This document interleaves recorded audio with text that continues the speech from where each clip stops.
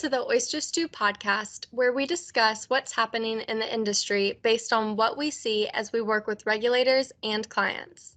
Oyster consultants are industry practitioners. We aren't career consultants. We've done your job and we know the issues you face. You can learn more about Oyster Consulting and the value we can add to your firm by going to our website, oysterllc.com.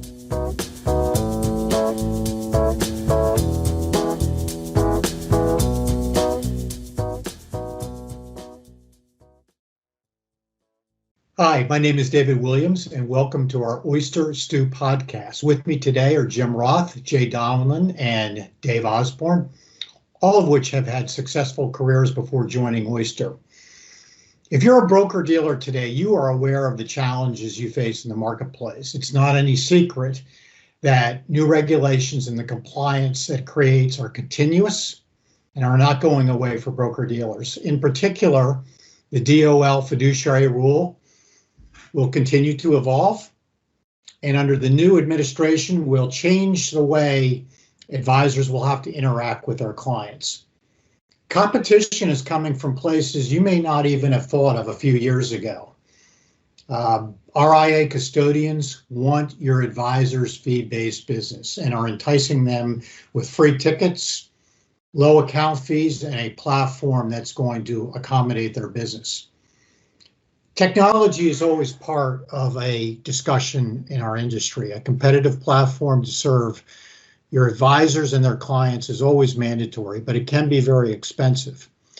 And if that's not all enough, and this is not a new story, your margins are being squeezed. As the shift towards advisory continues, commission business is way down from what it used to be. And probably most importantly, your non-compensable sources of revenue are being reduced or even eliminated. So how can you continue to thrive in this challenging environment? Well, the answer might be right in front of you, your clearing firm. Yes, your clearing firm. Are you taking advantage of all the capabilities of your clearing firm today? So let's bring our panel into the conversation.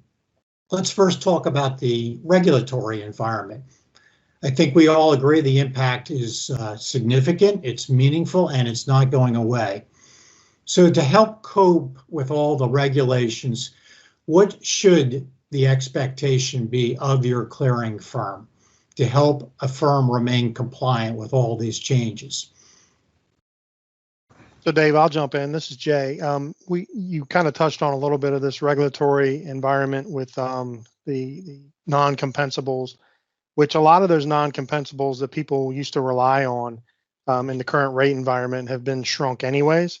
But with the regulatory environment and the heightened awareness of best interest and client conflicts, a lot of firms have decided that, you know what, it's just not worth us taking this revenue in order to eliminate or reduce the number of conflicts we have. And in doing that, they've walked away from pretty significant revenue streams in the traditional BD market from a clearing firm. The clearing firms benefit because they don't have to share anymore. And so our proposal that we've been counseling firms on is to renegotiate your contract and have those costs offset, or that revenue offset with additional savings in other areas that are going to be around for a while. So, anything else, gentlemen? You know, Jay, this is Dave. I would say that as the reps move into an advisory type relationship with their clients, one of the things that you could actually do is look at your business mix. You know, often your business mix changes as you change your type of relationships, and see if there are any economies of scale you can get out of your clearing firm from new ticket charges for your broker dealer or your transactional based business. I think every bit counts, and that's certainly one of the places where you could look for opportunities. The other thing that I would say is take advantage of the technology that the clearing firm offers, as opposed to trying to build your own. You know, let the clearing firm spend their discretionary dollars on the regulatory and the infrastructure enhancements, utilize your discretionary dollars on things that are going to enhance the client's experience. Hey, Dave, it's Jim Roth, and I appreciated being involved in this podcast. You know, a number of years ago, a former colleague of mine shared that there's only 3 guarantees in life: death, taxes, and increased regulatory oversight. You know, Dave, you said it earlier. Certainly, there's a number of changes in the political climate, and all eyes are on Washington. But as Jay alluded to, Reg BI and the heightened scrutiny that comes from all regulations, it's really causing firms that are increasing under pressure, and they're also concerned about the securing of the client data. You know, most often firms, they suffer from a lack of policy awareness, adequate training, and staffing for their teams. So based on our experiences, the regulators are really demanding more of an automated process and an ongoing repeatable assessment of the vendors, and clearing firms could be one of those vendors. You know, we often hear from clients that vendor risks are becoming more complex and increasing in nature. So consolidating vendors, if that's even possible, is a goal that most firms, they have an interest in, but they haven't necessarily implemented.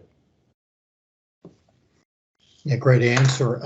So let's talk a little bit more about what the expectation should be around a clearing firm to try to hold on to that advisory business that's being custodied on the broker-dealer platform.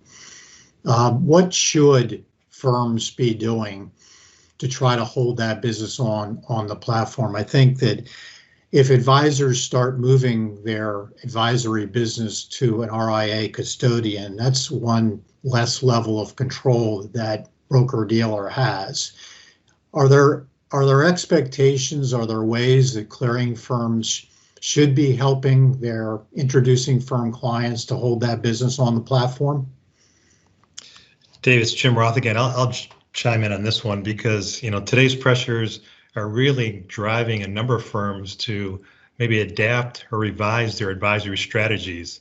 And as you said, over the last 5 years, the number of advisors that are moving to the independent registered investment advisor, the RIA space, that's grown significantly. And custodians and platform providers, I think, are working diligently to enhance their mousetrap.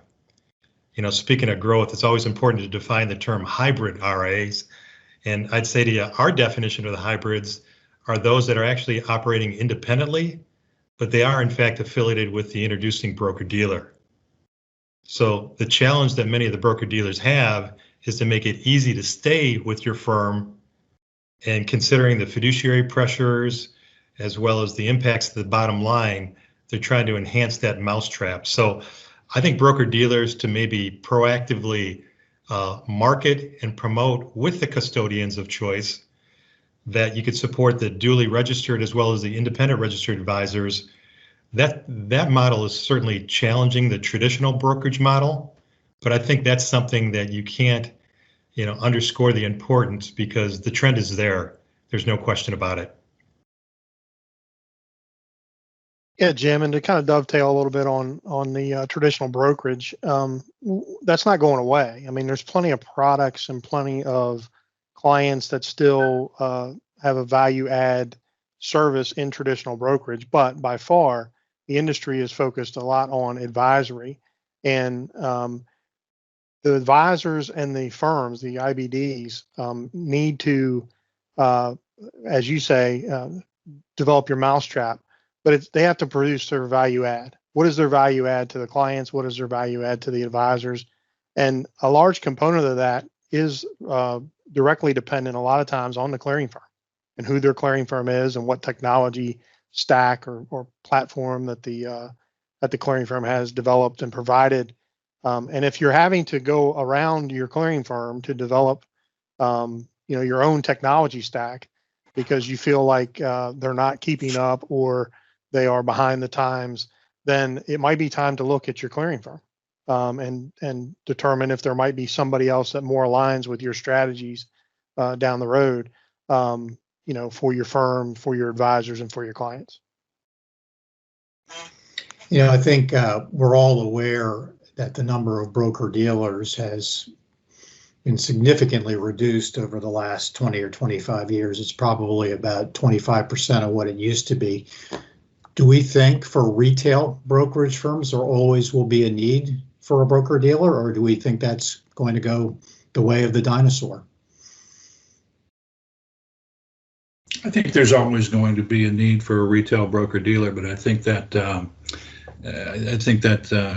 going to diminish over time as people migrate to advisory. Advisory is not for everybody. You have to look at the individual client and determine what's best for them. So I think at least from an institutional standpoint, you're going to have a transactional based broker-dealer, traditional broker-dealer. Yeah, and there's other products as well. I mean, annuities, for example. I mean, insurance companies are by far not the fastest to change.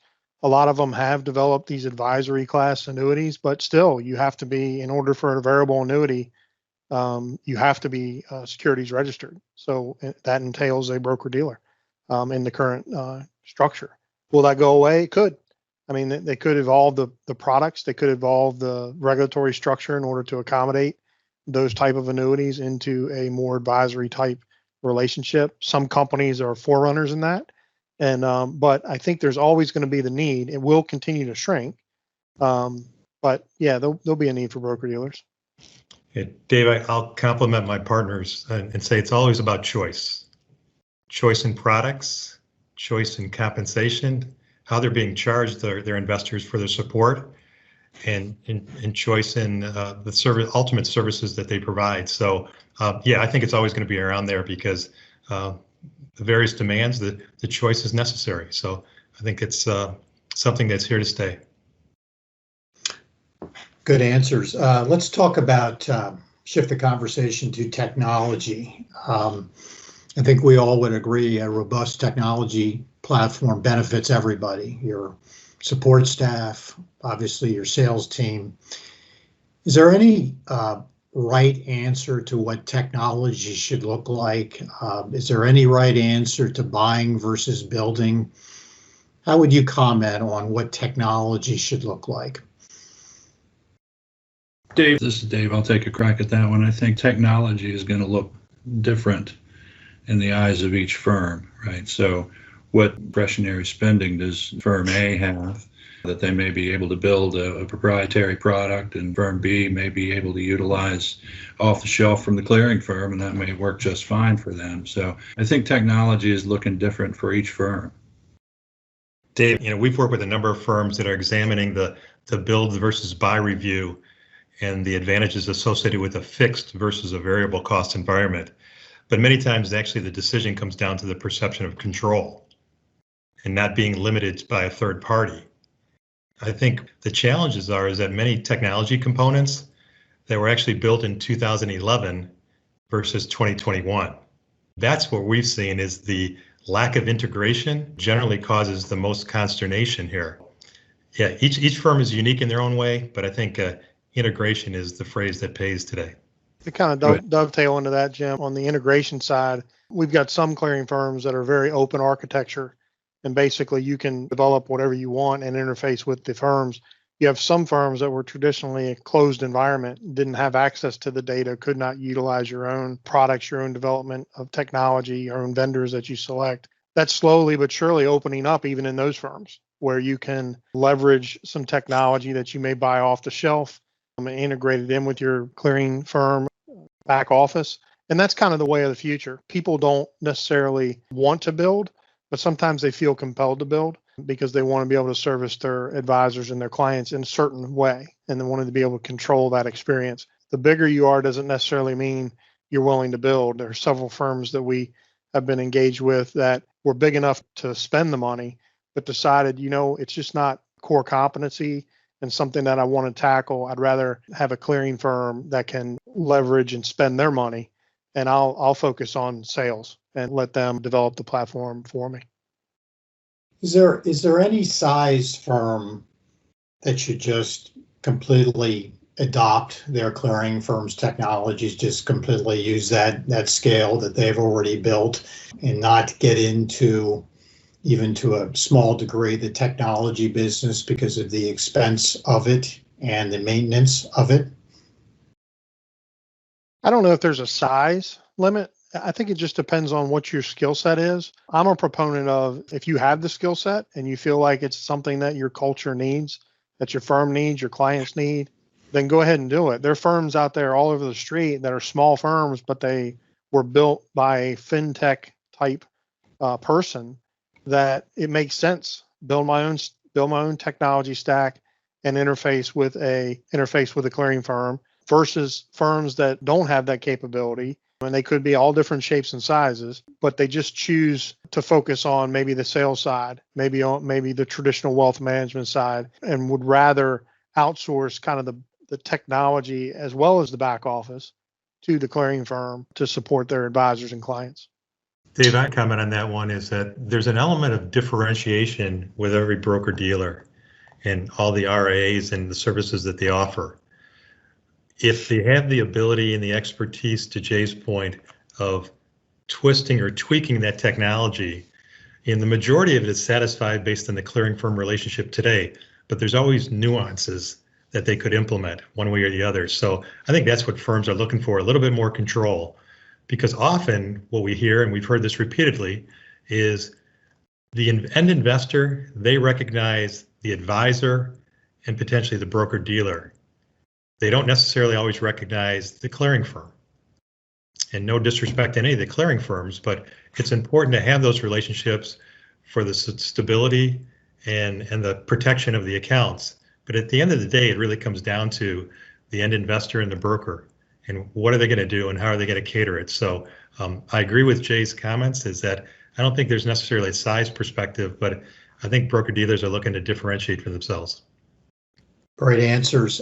Thank you, everybody, for listening today. And thanks to Jim, Jay, and Dave for giving us your thoughts. If you'd like more information, you can call Oyster at 804-965-5400 or visit our website at www.oysterllc.com.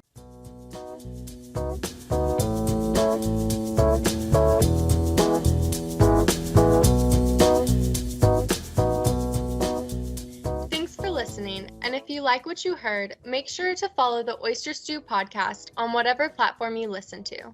If you'd like to learn how we can help firms start, run, protect, and grow their business, visit our website at oysterllc.com.